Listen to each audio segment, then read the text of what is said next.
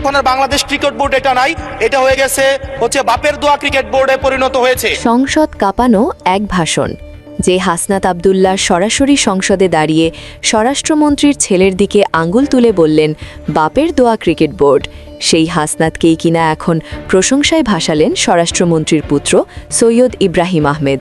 যেই হাসনাতকে দমানোর জন্য ক্ষমতার দাপট দেখানোর কথা ছিল, সেখানে হঠাৎ কেন শোনা গেল স্নেহের বুলি?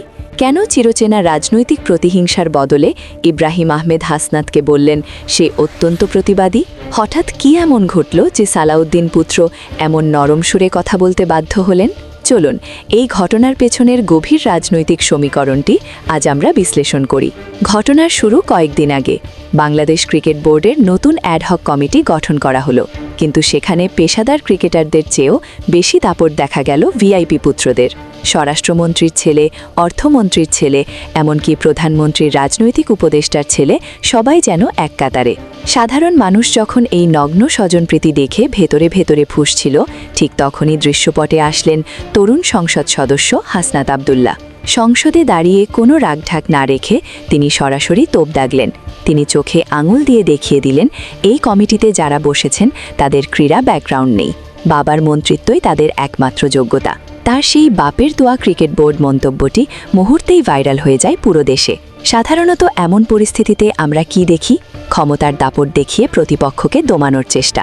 সবাই ভেবেছিল সালাউদ্দিন পুত্র হয়তো তার বাবার ক্ষমতা খাটিয়ে হাসনাতকে শিক্ষা দেওয়ার চেষ্টা করবেন, কিন্তু সবাইকে চমকে দিয়ে গণমাধ্যমের সামনে ইব্রাহিম আহমেদ হাসি মুখে বললেন হাসনাত এমনি, কোথাও অনিয়ম দেখলেই সে ভোকাল হয়, এটা একটা খুব ভালো গুণ। অনেকেই একে উদারতা বলছেন, কিন্তু রাজনীতির অন্দরমহলের হিসাবটা একটু ভিন্ন। ইব্রাহিম আহমেদ খুব ভালো করেই জানেন হাসনাত আবদুল্লাহ জুলাই গণ অভ্যুত্থানের স্পিরিট থেকে উঠে আসা এক আইকন। এই মুহূর্তে হাসনাতকে আক্রমণ করা মানে হলো দেশের কোটি কোটি তরুণ ও ক্রিকেট প্রেমীর বিরুদ্ধে দাঁড়ানো, যা তার নিজের এবং তার বাবার সরকারের জন্য এক বিশাল পাবলিক রিলেশন বিপর্যয় হতে পারত। ইব্রাহিম আহমেদের এই প্রশংসা আসলে একটি মাস্টার ক্লাস ড্যামেজ কন্ট্রোল। প্রতিপক্ষকে আক্রমণ না করে তার গুণগান গেয়ে বিতর্কটিকে ব্যক্তিগত রেষারেষি থেকে সরিয়ে একটি ইতিবাচক মোড়কে ঠেকে দেওয়ার চেষ্টা করেছেন তিনি। এটি অত্যন্ত ধূর্ত এক রাজনৈতিক চাল, কিন্তু এর আসল কৃতিত্ব হাসনাত আবদুল্লাহর নিজের।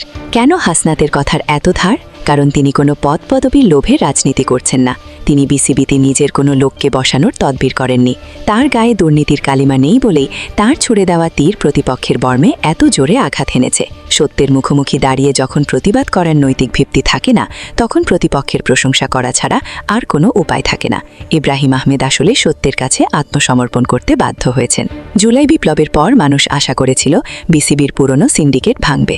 হাসনাত আবদুল্লাহ সংসদে দাঁড়িয়ে সেই জায়গাটিতেই আঘাত করেছেন।